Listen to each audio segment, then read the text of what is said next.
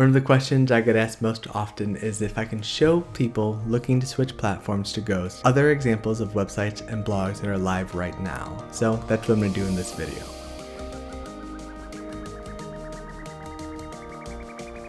Hi, my name is David and welcome to the channel. So when I was thinking about how to formulate or organize this video, I thought it'd actually be pretty boring if I just walk through 10 different websites with you. So instead, I'm going to link to all of them in the description below. And what I'm going to do is show you one particular thing I find really cool on each website. And now all of these are built on Ghost. Some of them are using the really basic templates that are free or paid, and others are using some custom elements to really bring their brand to life. So let's go ahead and jump into the first one here. This one is YeezyMafia.com. So if you're familiar with craze around this particular shoe brand and shoe market. And so the one thing I want to point out about their particular website is how they organize the featured posts right as you get to their main homepage. The first thing you see when you come to their page is the latest posts, which are covering the latest shoe drops and so on. So this makes sense for the kind of content they're creating because people are coming here to find out what is happening right now, and they make that easy for them by making it above the fold. If I jump into one of their posts, you can see how the shoe picture is highlighted,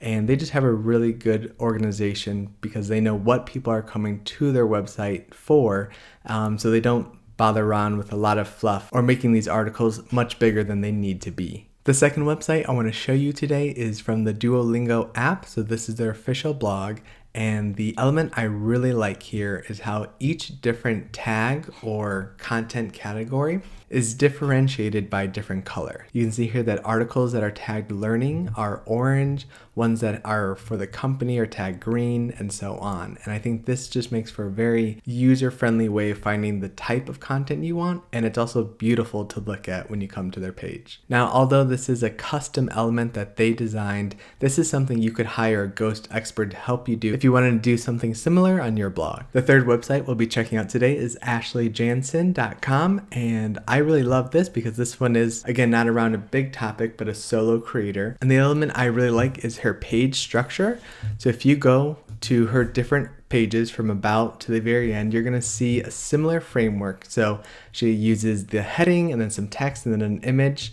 And it's a similar structure on every single page, but it comes across very professional, very clean. I just love this look, and I think it really speaks to the elegance of her brand. So this is definitely one to check out. Number 4, we have thebrowser.com. Now this is a variety newsletter that covers a bunch of different topics, and the element I really like is their membership page. So if you hit the subscribe button, it's going to take you here where it shows you what you will get for the different levels. So even for free subscribers, you're opting into something more than just a free newsletter. You're seeing how your level compares to the ones that you could pay for. And I think this is a really smart way to set it up so that even the free members are being enticed to see what they can get just by paying a few dollars more per month. If you expect that your email newsletter is going to be one of your primary products within your value base, this is a good format to study and possibly iterate upon. For number 5, we have Ali Abdaal. Now again, most of the people who are probably watching this video have already seen his videos on building website and using Ghost and so on. But the one thing I really respect about how he has set up his website is the organization around the different pillars of content. So let me show you what I mean. If I head over to the articles and click on any one of these big topics,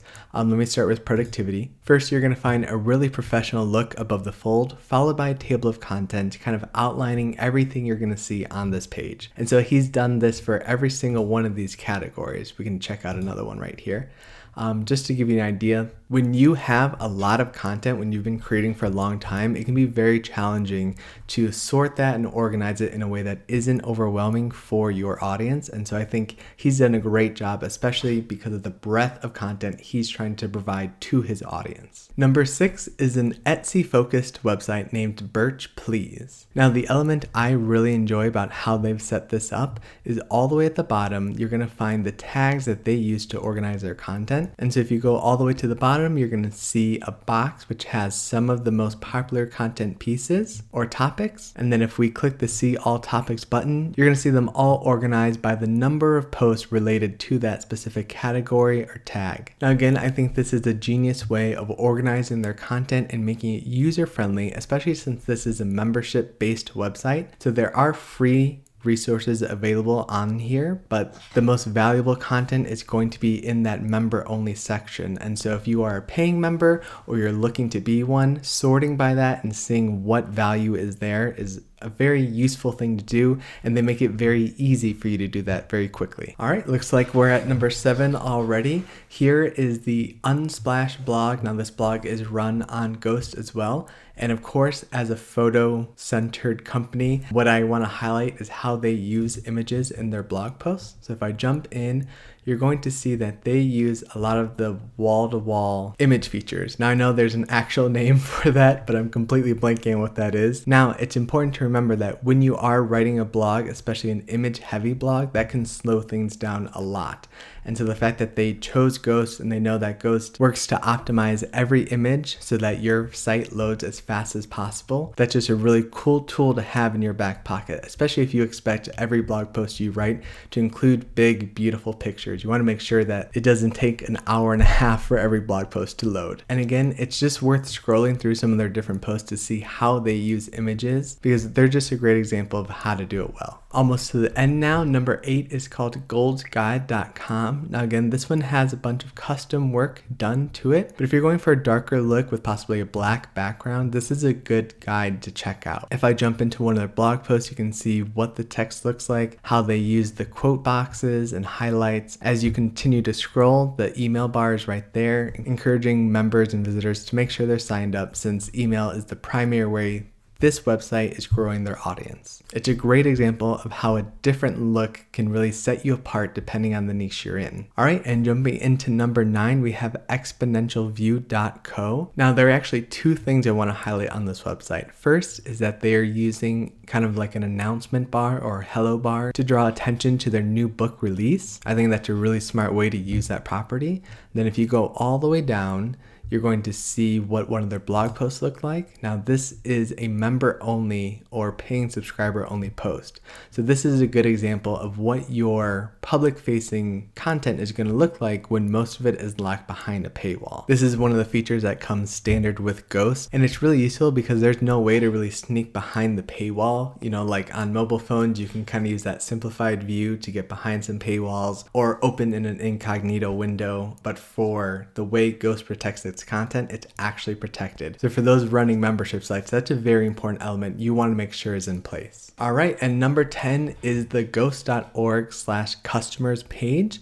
Now this highlights a few of the ones we've already seen and dozens more. I think if you're thinking about switching to Ghost and want to see what's possible, this is one page I would definitely check out. And then the second place I would check out is ghost.org/themes. So again, these are all the themes that are ready to go, either free or paid, and they can be customized further by hiring a Ghost expert or designer. As you can see on the left hand side, you can filter by the kind of content you're creating, and they are adding to this library all the time, so it's worth checking back every now and again to see if there's one that really pops out to you. All right, thanks again for watching this video. I hope you found it helpful. If you have any questions about the different things you can build using Ghost, go ahead and leave them in the comments below. For those of you who want to see more Ghost tutorials in the future, make sure you subscribe, and I'll see you next time.